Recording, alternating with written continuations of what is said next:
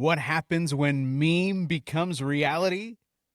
The Guardians remain alive. Tried to warn him. I mean, everyone knew playoff Rocchio. It's only a matter of time until that guy changes a game, so you leave him an opportunity. What do you think is going to happen? The Tigers have no one to blame but themselves. Yeah, I mean, as Austin Hedges said after the game, coincidence? At some point, coincidences stop being coincidences. The book is out. That scouting report you had on Brayan Rocchio from April through September, no, that does not apply anymore. The calendar flipped. Didn't you say Jack Rabbit this morning? Didn't you put out your Halloween decorations? You know who did? Playoff Rocchio did. Did he really, though? I don't know. I didn't ask him that. What do you think he would put in his front yard? One of those giant skeletons that people somehow find a way to work into their decor for the entire year. I love when they Like throw the the little 12 feet tall? the Santa hat on top. Like, yeah, that's part of my Christmas decorations now. Like every holiday, you got to work it in. He's going to be holding a beer and a flag for the 4th of July. I don't know. You find a way to work it in when you have that in your front yard. And when the Guardians have a Brayan Rocchio and it's October in their lineup, they're never out of any series. Hey, happy Earth Day, Jim. Did you see my skeleton? Yeah, I think I don't even. Where do we begin here? There's there's so much topics. Yeah, and we only have like 30 minutes to cover it all because, oh, by the way, Game 3, depending on when you're listening to this, it's coming now. Wake up, hello, it's right here. And a lot of Game 3s coming up in baseball, so they have to be doing backflips about that. Just knowing that there is so much to cover in a short period of time to do it, typically we pull apart the game, go inning by inning. I don't even know that we have time for that, given as much happened as it did. So that's what I've got. Pitch number 1 from Tanner Bibee was a strike. That was a good sign. You notice he didn't throw a first pitch four-seam fastball until the 4th inning? It's almost like when you face the same team 3 straight starts, you got to mix stuff up a little bit. That, to their credit, I mean, the pitching is still doing its job and finding ways to reinvent itself every single night or every single afternoon. How many of these 30 minutes can we devote to Carl Willis? No, so here's what I have in mind. Here. Brad Goldberg, not a guy we talk about a lot. Assistant pitching coach, was the bullpen coach last year. We're crunched for time, so I'll talk really fast. I went to Beechwood High School, went to Ohio State University, and now he's coaching on his hometown team. Like what a dream! He still has buddies who go to Progressive Field and would go to Progressive Field if Brad Goldberg wasn't there every time that they went there. He handles a lot of the scouting reports for the pitchers and like what makes sense. This is a team that likes to pitch to their strengths. Austin Hedges says it all the time. Like when a new pitcher comes in, he says, hey, you know what we like to do here? We like to say, what are you good at? What are you best at? What are you most comfortable with? Let's do that. And it's like an organization run by millennials now. We are taking over. So, look, all these guys, there are no secrets anymore. You know, Gavin Williams was facing the Tigers for his 3rd straight start. Tanner Bibee facing the Tigers for his 3rd straight start. Thankfully, Slade Ciccone faced the Rangers last week. It didn't go great, but at least it wasn't the Tigers. Anyway, Brad Goldberg, I feel like anyone who has a hand in anything that this team has been doing pitching-wise lately deserves a shout-out, so there's his. He wasn't on my list, but I did compile a list of people in this game that played a big role, and I know you have some behind-the-scenes stuff that I just want to get out of the way of and let you just react to the names that we saw their performance. Let's start with Tanner Bibee, who, as you said, has had to reinvent himself a little bit because when you see the same team over and over again, if you're the same guy, they're going to adjust to you. And so we even saw throughout the outing him trying to – it wasn't always the cutter to lead things off. He would come back, different secondary stuff, but he didn't throw that first pitch four-seam fastball until he got to Torkelson in the 4th inning, and then changed it up, did it a couple more times, and that became a problematic inning for him. But Tanner Bibee, first reaction. Yeah, so the first reaction is let's go back to his first start of the year in Oakland in 2024. And Tanner Bibee, coming off a runner-up finish in the Rookie of the Year, and here's his season debut in Oakland, and I ran into his parents, and he was just humming along the first few innings, and I decided I'm going to sit with them and watch. What a cool scene. And that's when it went south in a hurry. And I tried to Irish goodbye because I thought maybe I put the jinx on him because everything was going fine until I showed up. Well, This isn't where I parked my car. I was walking out of the ballpark before the game today to get some food. And who do I pass? I pass the Bibee family. And I said to them, there's a lot of things I want to say to you guys right now, but I think I'll just bite my tongue. I'm just not going to say anything. And Bibee's mom was like, yeah, please don't say anything. They're like, we'll talk to you later. Glad I did not jinx anything on that front. He looked great. This week, he reminded me of something I had forgotten about, that he made his first playoff start last year.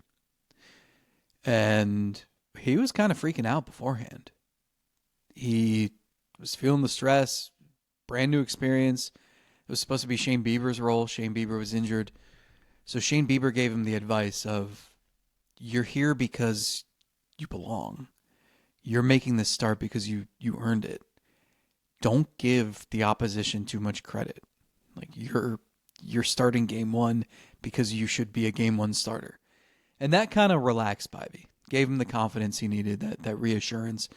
And he pitched really well in the playoffs. He had one tough start in New York, but his other 3 starts were good. So, he kind of reiterated that interaction this week, just in talking about why, he craves this moment. Even though he didn't have the season he wanted to have, he ended it on a great note. 1.30 ERA in September. And I thought he looked really good again today. I know the command, he walked a couple guys there, but he got out of it, and then his bullpen helped him out. And it looked like a guy who was going after people for a lot of the outing. How about when DeLauter makes the error, which we can certainly get to, and I saw the camera showed in the dugout, and Bibee went up to DeLauter and was like, hey, man, you're going to pick me up at some point. And they're laughing about it. And it's like, he is the type of pitcher you want out there when you need a big win in the playoffs. I mean, that first inning, hanging in the balance and to dig deep after your defense doesn't help you out. And let's be fair here to Chase DeLauter. Impossible situation. First time playing in a big league ballpark with that extra deck. Oh, by the way, you're going to be playing in one of the toughest sun times for this ballpark to be played. Oh, we're also going to sprinkle in the fact that, I know you haven't played here yet, and this is your first big league game. And you also haven't played center field a lot this year, and you're still coming back off injury and haven't played in these really competitive situations. On top of all of that, we're also going to have extremely stiff wind today. Uncharacteristic for the ballpark, but when it blows in like that, it can be chaos. Good luck, pal. I mean, that's the situation they dropped him into. That's not to excuse it and say it's okay that he dropped one, and he certainly didn't say that it was okay that he dropped one.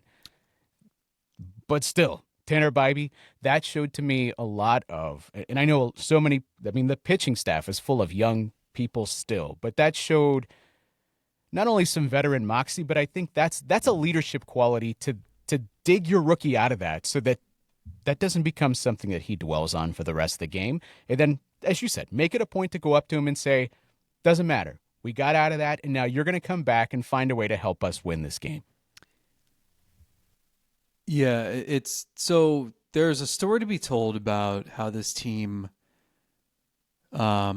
assimilates young players, rookies, into the mix. And I don't want to keep mentioning Hedges over and over again, but I think you can tell that he's got his fingerprints on a lot of this stuff because of the leadership role he plays. But young players come in, and there's not like back in the day, it was you're a rookie, you come in, you don't talk to anybody, you keep to yourself, you fall in line, and once you prove yourself over time on the field, then you can feel comfortable. And the Guardians don't do that. And I feel like at this point, that's probably more common than not, but I don't know. But I do know that they rely on these young guys. Look at the lineup today. Valera better feel comfortable. The dude's hitting second, and he's been a humongous boost. CJ Kafis better feel comfortable around here. Kyle Manzardo's still really young. That's this lineup. It's a ton of young guys. So people come in. Chase DeLauter comes in, and I'd be totally understanding if some of the players in that clubhouse were like, seriously, we've had such a good thing going, and they're going to bring in some new hotshot prospect who hasn't played in a couple months, and you're going to put him in the lineup over my boy Daniel Schneemann, over my guy Angel Martinez, who have been busting their tail for the last month to get us here. No, that's not how it was. What it was is Quan talks to DeLauter and is like, man, that dude is embracing this challenge, and it's pretty cool to see. There were a couple players I talked to who were just impressed by how polished DeLauter was, and you hear him talk, and he's got a good feel for what needs to be said and how to handle things. And he didn't ask for this, right? The Guardians called. He was going to Columbus to pick up his car before going to visit family in West Virginia, and they're like, hey, drive to Cleveland tomorrow. We'll see what happens. And they work with him in center field for a couple days, and he's hitting in the cage and taking BP with the team on the field, and it's like, all right, let's do this.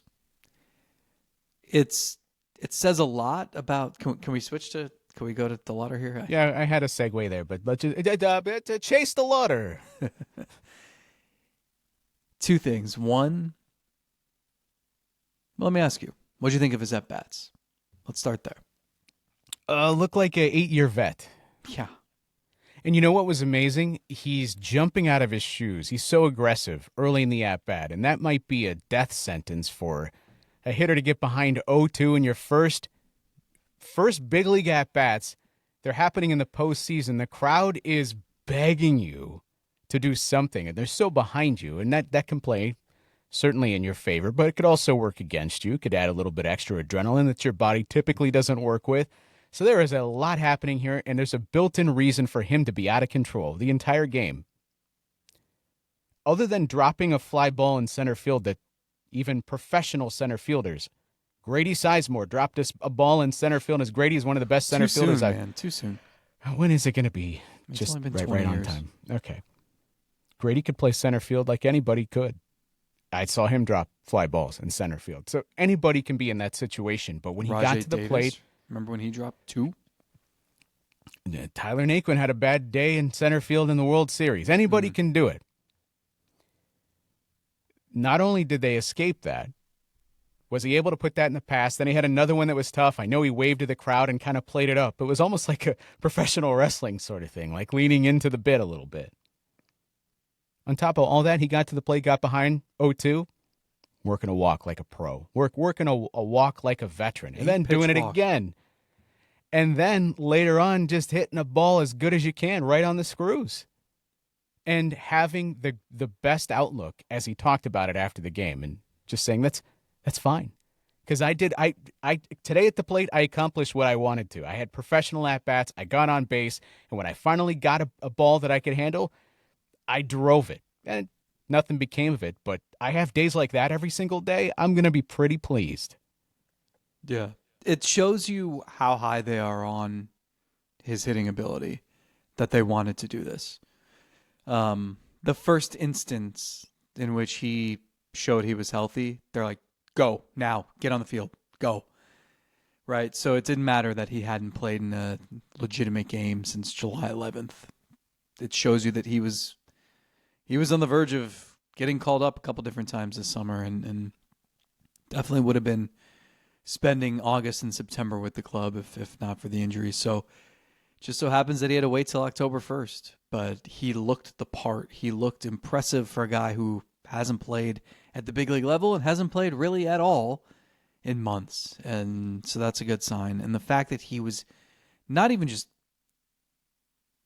that he was able to make the throw that got the guy out, but that he had a chance to just atone for it a couple innings later, because that didn't have to happen.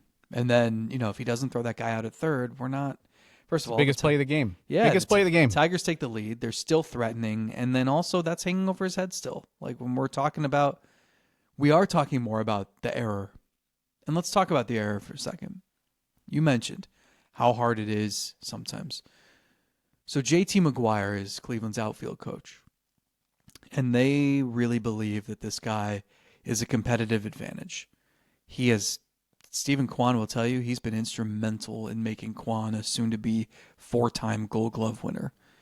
He is the reason why they've been able to convert how many second basemen into center fielders? Tyler Freeman, Angel Martinez, Daniel Schneemann. He's the real deal. He's very soft-spoken. He wants no attention. If he knew we were talking about him, he would be so pissed. Quiet guy. I asked him, what is the toughest part? Give me the biggest challenge DeLauter will face in center field. Because not only has DeLauter not faced real pitching in a game. You know the last time he played center field in a game? August 11th. Or August 15th, sorry. Of 2024. That was like the 6th time the Guardians were dead this year. August 15th, 2024. 2024. Okay. Yeah. So, obviously, they worked on this as much as they could. Crash course in a couple of days. And they're, hey, man, you got a third deck to deal with now. You're going to have sun. You're going to have wind. You're going to have new dimensions. You're going to have a new communication you're going to have to learn with outfielders you haven't played beside, at least not recently. It's going to be a lot. Do you know where you're going to have to play for each hitter? Do you know what the tendencies are of each hitter? Do you know your pitchers and what pitches they're going to throw and how that's going to affect how the ball comes off the bat? You know, there might be a Goodyear blimp sighting. You got to make sure you don't lose the ball in the blimp. I don't know. There's a lot. And so JT said, it is the sun. And there is an app that he uses called SunCalc. And it's pretty cool. You can plug in your coordinates. It can track where you are right at that moment. And it will tell you at every hour of the day, on any day you want, in any year, which way is the sun pointing? How is it going to affect you? And the funny thing for DeLauter is, or I guess not funny, at 1 p.m. on Wednesday, it was dead center. Yep. So that's tough. And you can see it as it's happening. It's not like, oh no, he dropped a fly ball. It's like, oh no, he might drop this. Like he's having trouble. And lo and behold, that's what happened. Here's the funny part. I'm looking at this app, and I noticed DeLauter's in right field. And I can kind of, when he shifts to right field later in the game, and like you can see the shadows are coming on, so you know the sun is changing where it's pointed toward. I know. I pull open the app. I know where this is going. And I'm like, oh, this poor kid. And so I'm sharing this with DeLauter after the game, and he's like, yeah. I get out to right field, and I'm like, all right, I'm ready to just take this all in and like savor it, take a deep breath, and like realize, wow, what a cool experience. And then I look up, and I look right into the sun. It followed me to right field. You ever played Super Mario 3 for regular Nintendo NES? No, I remember. I beat the original, where you have to get like 120 stars or whatever. Mario 64? Yeah, you beat Bowser at the end. No, we got to go way back before. Oh, like Mario and Super Nintendo. Okay. Mario 3 on NES. There's a level. I think it's like the second world. There's a sand level. And the thing opens up and the sun starts twirling around in the sky, and then it starts diving toward you. That was chased a lot. The sun was attacking him. He was following him throughout the entire level, or in this case, a ball game. I thought of that exact. And obviously, outfielders, certainly in Cleveland, that have battled the sun, they're going to be more comfortable doing and you even saw this on the broadcast a little bit from guys. They'll play it off to the side a little bit, and so it looks awkward. That's not how you would teach anybody to go catch a fly ball if you're not dealing with anything else. but you play it to the side so that you can get it out of the sun a little bit. Mm-hmm. That even when I saw that ball drop, it was into center field, but I texted you, maybe that's even a case where Stephen Kwan has to recognize this is tough. And I got to come over here into center field, into this guy's territory. And that's maybe a conversation that you have prior to the game even starting that, hey, if this is happening, I'm going to run over here because it's easier for me to play it off to the side coming from left field. Also, with the wind blowing the ball back toward me in left field. And this is not to rip Stephen Kwan for not being over there to catch the fly ball. I think it makes it even worse for DeLauter in the moment because the ball actually still finds the mitt, but then pops out. Like you're 99% of the way there, even with everything that you're battling. But as he said, he couldn't get the ball out of that sun until the very last possible second. Tough, but Bibee, man, found a way to dig deep. And it's funny how that works, right? Like what a debut! Of course, DeLauter atones for it, and I would say, and then some. I did not. We'll get to the third name here in a sec. I did not understand why they were challenging that play at first.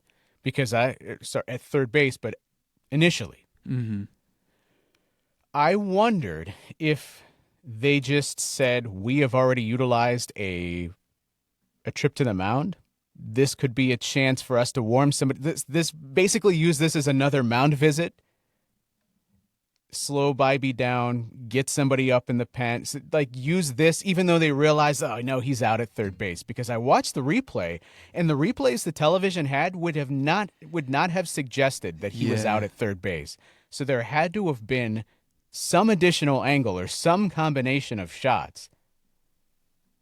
The only thing you couldn't really tell is where his hand was on third base, because it looks like it's on the base, but as we later learned, because he was out, just because it looks like it's on the base, it's actually just a depth perception thing, and he's sliding in behind the bag, and it hasn't actually made contact yet when Jose comes down and catches him on the helmet. But then when you realize that prevents the run from, not only are you out of the inning, but then it happened right before, and you erase the run off the board and you're out of the inning, that should be the ultimate momentum shift for the Tigers to even tie the game, but yet it feels like the Guardians leave the field with the momentum. Yeah, let's give another shout out to someone who doesn't usually or ever get attention on the spot. Gunnar Wilhelmy. How many people know that that's Cleveland's replay coordinator? That was a lot to sort through in the 15 seconds that I think you're granted. Because, you obviously it's the play at third, but it's also you're trying to track the run. I mean, if there's any chance whatsoever you can prevent that run from scoring, you challenge it. But you got to look at that. You got to look at the tag. You got to. It's a lot. 15 seconds. There's not much I can do in 15 seconds. You're not going to do anything with that. George Valera, third name. Yeah. I mean, think about what this guy's been through. Like, he is such a happy person. I feel like every day for the last 2 weeks, I've heard him utter some form of the sentence, "This is the dream." I mean, he will. Let's see. He hit the home run a week ago against Detroit that propelled them to that victory the day after the Scooble craziness. And that was the 1 year anniversary of when he has a picture on his phone of him a year earlier just lying in a bed, can't move his leg. He's watching the Guardians from afar, and that was the low point, man. He gets DFA'd a couple months after that, re-signs on a minor league deal. He went from top prospect to afterthought pretty quickly. And so it's pretty insane to see the rise he's had and how it feels like whenever that dude hits a home run, it is a critical home run. Does it not? Like he's not hitting a home run when they're down 8-1. And just the fact that you have another bat that has thump, a dude who he looks the part hitting second, right? That's huge. Look, he's had a really rough stretch here. You know, Jose hasn't had a big hit that you're all waiting for. It's the kids. It's George Valera. It's Bo Naylor. It's what you got to have. Really makes me excited for next year, seeing them build upon this, maybe even more than the end of 2024, just in terms of looking forward with young players contributing on a team when it doesn't make sense. I mean, Jonathan Rodriguez hitting cleanup doesn't make sense. Bo Naylor hitting fifth most days doesn't make sense. Some of this stuff is just wild, but it's working. So double down, triple down on it. Let this be your formula for success or failure. But either way, going down with the kids or succeeding with them surely feels like a pretty good way to go the rest of the way. I tweeted this. You tell me 2 or 3 years ago, George Valera, and Brayan Rocchio too, hit playoff home runs for the Guardians, I'd say, yeah, that tracks. Sure. Like, I'm expecting that. Yeah. How many? How many of them did he hit? Because we all had that level of expectation, and we get the benefit of looking back on the journey. And also, it's I'm assuming Bradley Zimmer hit 3 as well.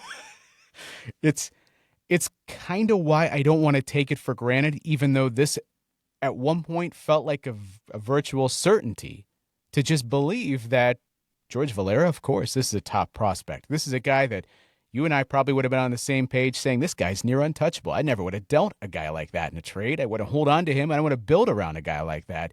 And yet he was not a part of even the roster, exposed and brought back, and injuries and being on the field and not realizing full potential and never blossoming into the full superstar player that maybe we had dreams of. But still, with all those hurdles and all those things in place, this guy hit a big home run for you in the postseason. And so we get to the same place, but we realize the journey has made this story absolutely incredible. Yeah, it's like now he is undoubtedly part of the equation when you're trying to figure out, all right, what do we need this offseason? Well, outfield, like Valera should at least get a lot of consideration for a part-time role in right field, right? Would you have thought that 6 weeks ago? Not a chance. And right into Brayan Rocchio. I mean, we laugh about it.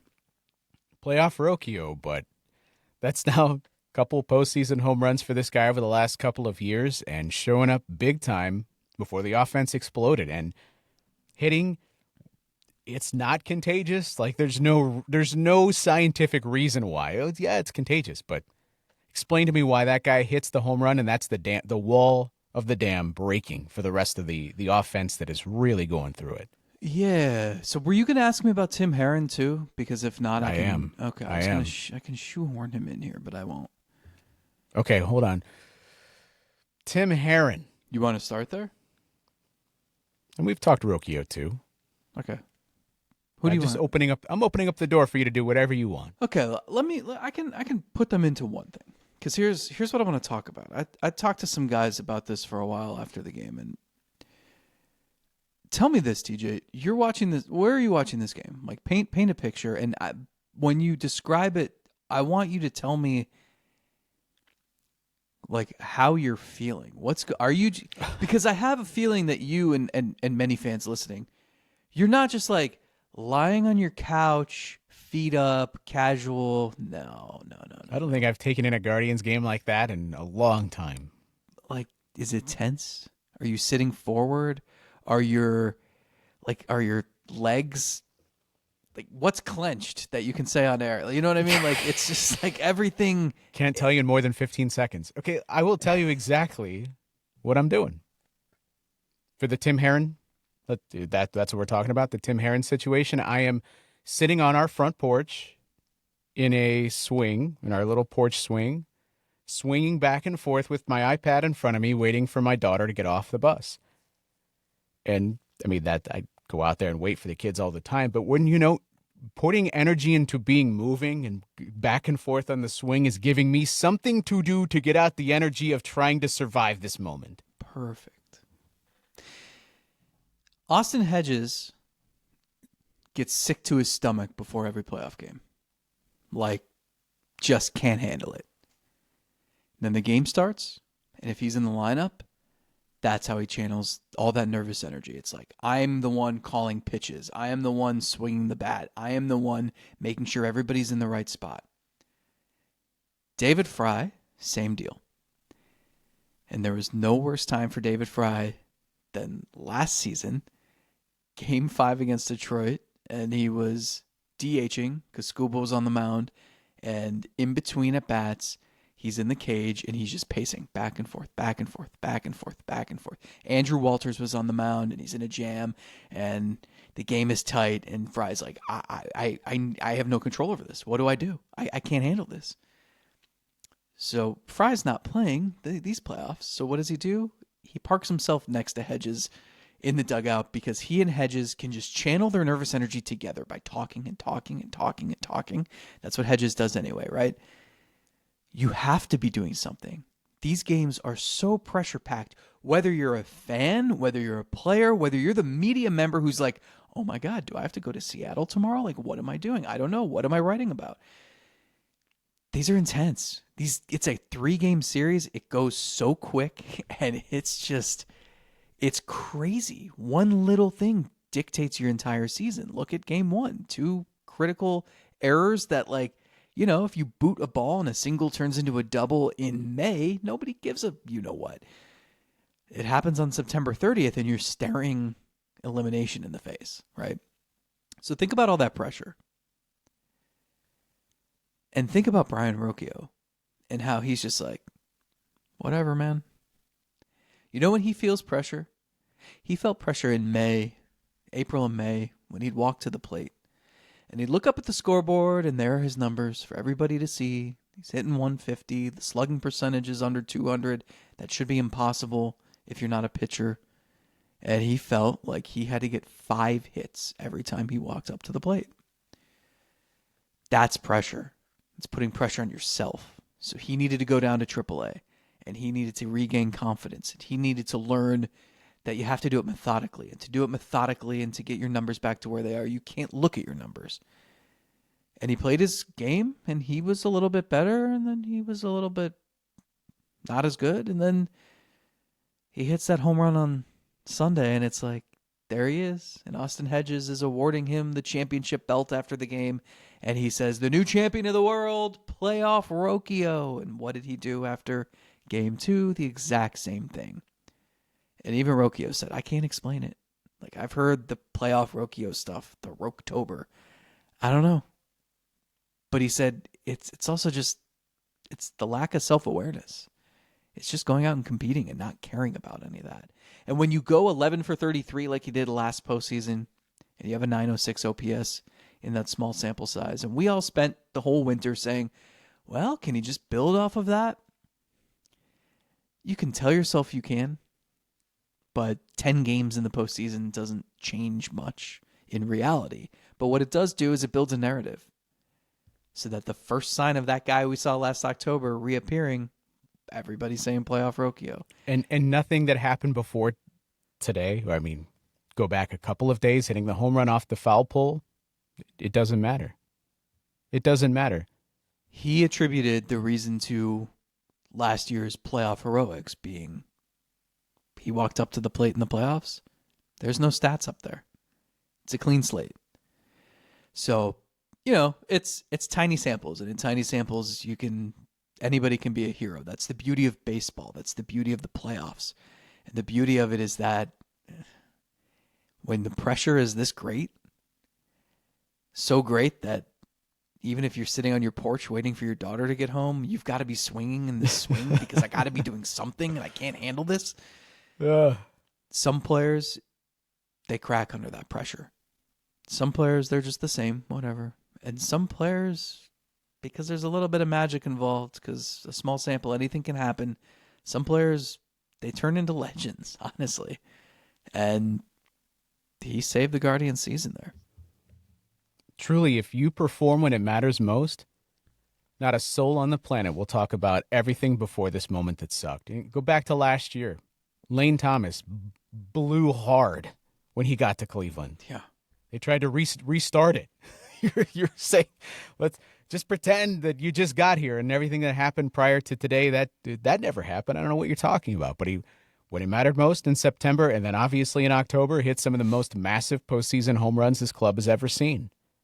And we stopped talking about that awful, awful August that he had because it flushed, and the only thing that mattered was when his team needed it, he showed up big. And it's going to be the same thing with Rocchio. If this continues and he has some more big postseason hits, that's what we're going to talk about. That's what we're going to spend most of the offseason dwelling on. Steve Pearce was a World Series MVP for the 2018 Boston Red Sox. Can anyone name anything Steve Pearce ever did in the regular season for any team? Forgot he existed until just now. It's going to be the same thing with Tim Herrin. It is.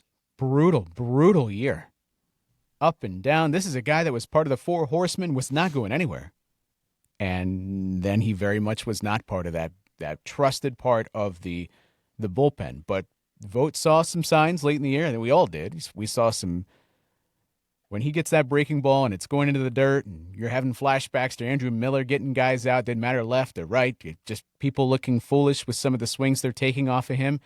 It gets you excited. You want to put him back in. Yet, here I am on the porch swinging back and forth going, I don't know if I'd go to Tim Herrin here.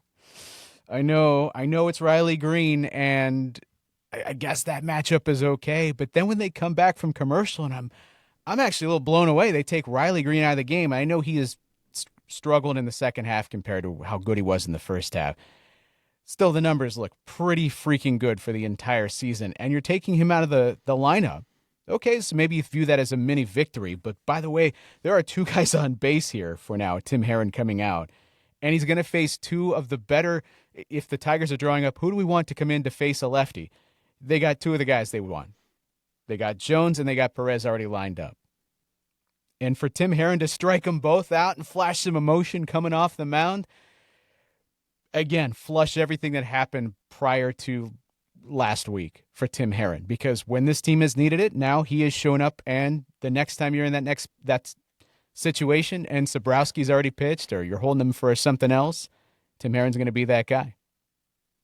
So Herrin, what do you think about him when he gets fired up like that? It came out of nowhere. Yeah. I was not expecting that. So he's 6'8", and he's this super soft-spoken, baby-faced dude who loves Indiana Hoosiers football, and there was a point last season when he was establishing himself as a legit dude, where they were trying to get him to show more emotion on the mound when he got a big strikeout. And there was one day where I think he was like, he came in, he was saying like, I got that dog in me or something. And like his teammates were just like not buying it. Like, come on, man. When he got both strikeout, like he gets the first strikeout and he like did a little bit of like a fist pump and it's like, hey, but there's still one more out to get. And then he got that. Those were two good at bats too. Like they were tough. He got Perez on a 96-mile-an-hour heater that was like at the neck. And like it was, yeah, he was pumped up. And so his teammates, I guess, say that that's his alter ego. Like he's this soft-spoken, like gentle giant, Tim Herrin. And then he gets a big strikeout and like you see the nasty stuff and he gets all fired up. And do you know what his alter ego's name is? Jim. Jim Herrin. I'm expecting, this is being told to me, and I'm expecting them to be like, yeah, it's like his name is Super Reliever, or like Herrin the Hero, or Jim. Any relation to Jerry Kipnis? Yeah, so Jim Herrin, that's who you see shouting triumphantly. Oh, it was earned. It was earned. That situation, it was earned. And we arrive at the final two names I've got for you. Cade Smith. Pitched in both games. They're not putting him down for the third game and say, no, he's not available. But he had to throw a lot more pitches than anybody would have wanted. And he hasn't looked sharp in the first two games of this series. Not by his standards. Yeah, Vogt sort of indicated that he thinks he'll be available So we'll see. I know it's tough. Like, he pitched in the 8th, so even though you're up 6-1, you had Festa was warm, you had Allard and Cantillo. I think that's it.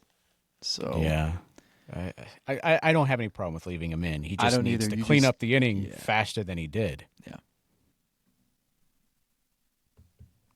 Final name, Bo Naylor. Bo Naylor. October is upon us. How is that what you come to? Well, October? October. No.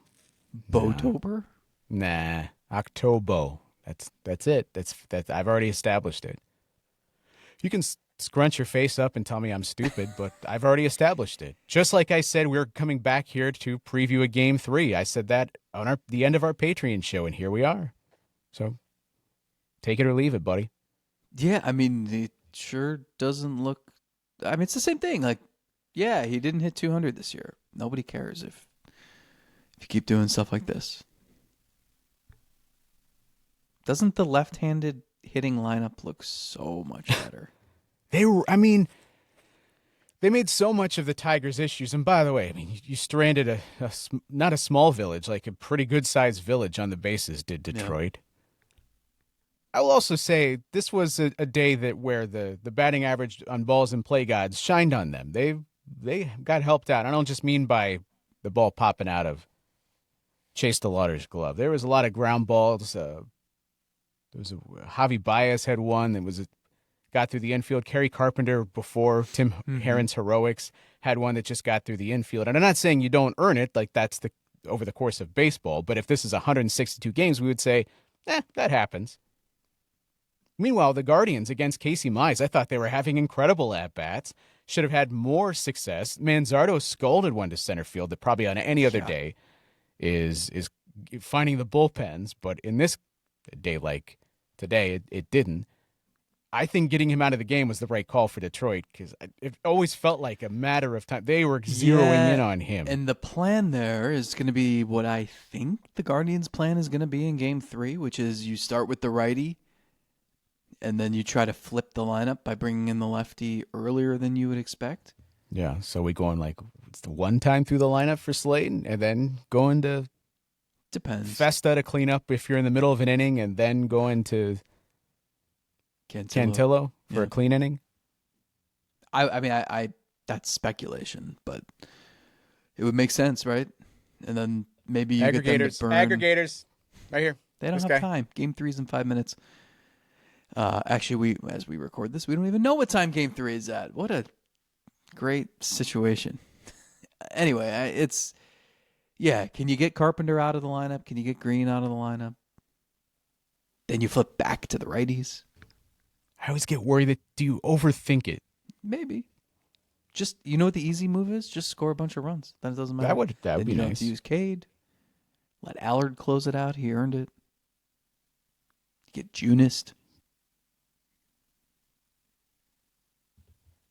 I don't think I want this to end. So I'm again declaring it's not going to.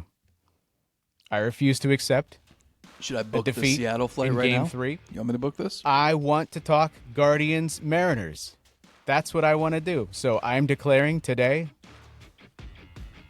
just like Michael Scott saying bankruptcy, I am declaring the Guardians advance. You know you don't have won't accept anything else. You don't actually have to declare it. Toby. Yeah, it's kind of wild. This could be some very different tones as options for tomorrow's show or today's show if you're listening to this Thursday morning.